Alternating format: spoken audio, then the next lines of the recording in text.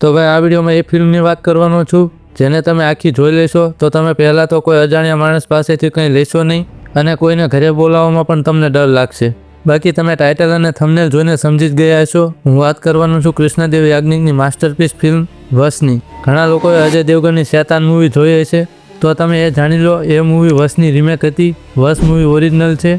વશ મૂવી જ્યારે રિલીઝ થઈ હતી ત્યારે મેં થિયેટરમાં જોઈ હતી અને આ લેવલના હોરર અને થ્રિલવાળી એક ગુજરાતી મૂવી હશે એ મેં અને મારા ભાઈબંધે વિચાર્યું પણ ન હતું. હું અને મારો ભાઈબંધ ખરેખર શોક થઈ ગયા હતા. પછી જ્યારે શેતાન મૂવી આવવાની વાત હતી ત્યારે ખબર પડી કે આ મૂવી વશનું રીમેક છે. પછી એનું ટીઝર અને ટ્રેલર આવ્યા એ પણ જોયા, પણ અમારો એ મૂવી જોવાનો કોઈ પ્લાન ન હતો કારણ કે પહેલેથી ઓરિજિનલ મૂવી જોયેલી હતી અને શેતાનનું ટ્રેલર જોઈને પણ સમજાઈ ગયું કે આ વશનું લેવલ તો ટચ નહીં જ કરી શકે. બાકી શેતાન મેં હજુ પણ નથી જોઈ એટલે એના વિશે હું વધુ નહીં બોલું. હવે મૂવીની સ્ટોરી વિશે વાત કરી લઈએ. આ મૂવીની કહાની શરૂ થાય છે એક અમીર અને હેપી ફેમિલીથી જે વેકેશન કરવા માટે ફાર્મ હાઉસ પર જતા હોય છે અને ત્યાં તેમની મુલાકાત એક અજાણ્યા પ્રતાપ નામના વ્યક્તિ સાથે થઈ જાય છે.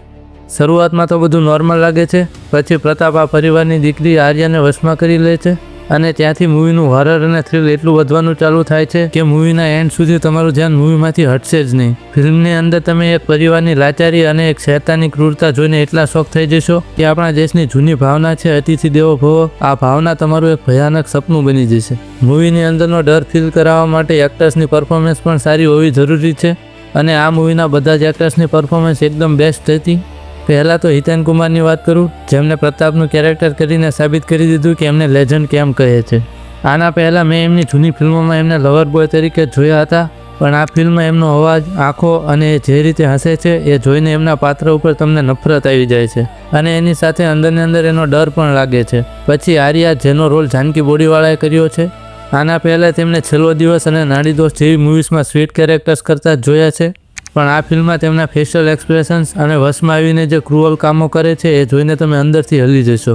પછી હિતેન કનોડિયા અને નીલમ પાંચાલ જેમને એક લાચાર માતા પિતાનું પાત્ર એકદમ પરફેક્ટ કર્યું છે અને ખાસ કરીને હિતેન કનોડિયા તેમની આંખોથી જ તેમને થઈ રહેલું દર્દ તમને ફીલ કરાવી દેશે. મૂવીના બેકગ્રાઉન્ડ મ્યુઝિકની વાત કરું તો એમાં પણ બેસ્ટ કામ છે.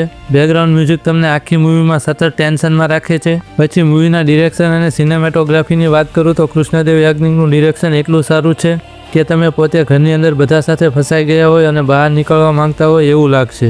આ ફિલ્મમાં બહુ ઓછા લોકેશન્સ જોવા મળે છે. બીજી ફિલ્મો જેમ અલગ અલગ લોકેશન્સ નથી દેખાડી, મોસ્ટલી એક જ ઘરમાં આખી મૂવીની સ્ટોરી ચાલે છે અને એ જ કૃષ્ણદેવ યાજ્ઞિકનો કમાલ છે. એક જ ઘરની અંદર આટલો મોટો ડ્રામા ઊભો કરવો એ પણ એક મોટી વાત કહેવાય. બાકી તમે આ મૂવી હજુ સુધી ન જોઈ હોય તો મારા કહેવાથી એકવાર આ મૂવી જોઈ લેજો, જે તમને સેમારુમી એપ પર જોવા મળી જશે અને એનો સેકન્ડ પાર્ટ નેટફ્લિક્સ પર જોવા મળી જશે. બાકી તમે આ મૂવી ઓલરેડી જોઈ છે તો તમને આ મૂવી કેવી લાગી તે કોમેન્ટમાં લખજો અને હું મળીશ બીજા વિડીયોમાં.